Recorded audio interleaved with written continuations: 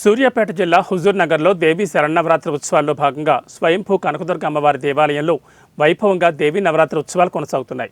భక్తులకు అమ్మవారు శ్రీ లలిత త్రిపుర సుందరి అలంకారంలో దర్శనమిచ్చారు. అధిక సంఖ్యలో తరలివచ్చిన భక్తులు అమ్మవారికి ప్రత్యేక పూజలు నిర్వహించారు. అనంతరం అన్నమయ్య భజన మండలి వారిచే భక్తి భజన సంకీర్తన వైభవంగా జరిగింది.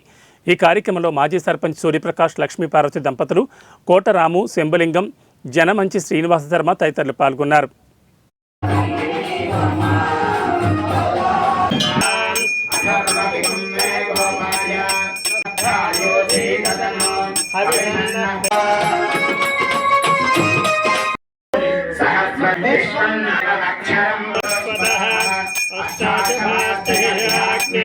ఓం శ్రీ కనకదుర్గాంబికాయే నమః.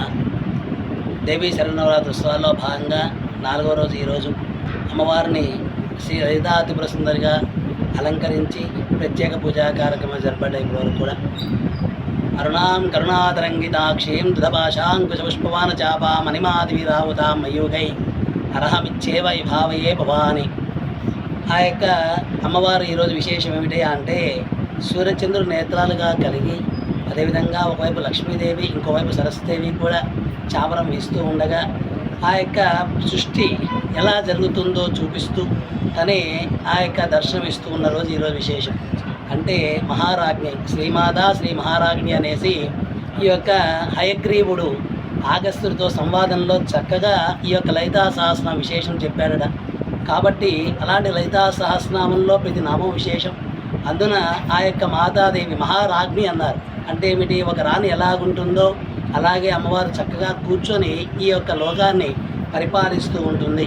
కనుక ఆ యొక్క చల్లని తల్లి ఈరోజు చంద్రుడు ఎలాగైతే ఉంటాడో అంత చల్లగా ఆ యొక్క తన భక్తులపై తన యొక్క కంటి చూపును చూపిస్తూ, అలాగే ఇక ఒక తల్లి ఏం చేస్తుంది అంటే ఏ పని చేస్తున్నా ఒక కన్ను తను చేసే పని మీద, ఇంకో కన్ను ఏం చేస్తుందంటే పిల్లవాడు ఏం చేస్తుంటారు అని చూస్తూ ఉంటుంది.